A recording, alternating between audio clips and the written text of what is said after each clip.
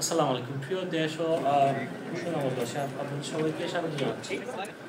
কিশোরগঞ্জের পাগলা মসজিদে যে পরিমাণ টাকা উঠেছে তার রেকর্ড কিন্তু আজকে ভেঙে দিয়েছি। প্রায় 9 কোটি টাকারও বেশি পাগলা মসজিদের বাক্সে পাওয়া গেছে।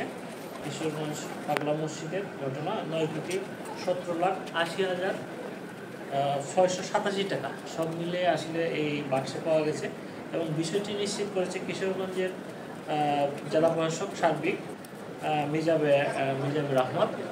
উনি বিষয়টি নিশ্চিত করেছেন। শনিবার সকাল 7টায় শরীফুল্লাহ পোর্ট দীর্ঘ 8 ঘন্টা করার পরেই কিন্তু মূলত এই পাগলা মসজিদের এই 9 কোটি টাকার হিসাব পাওয়া যায়।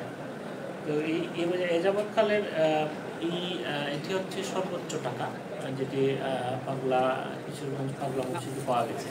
তো এই পর্যন্ত তখন সুস্থ। আসসালামু আলাইকুম।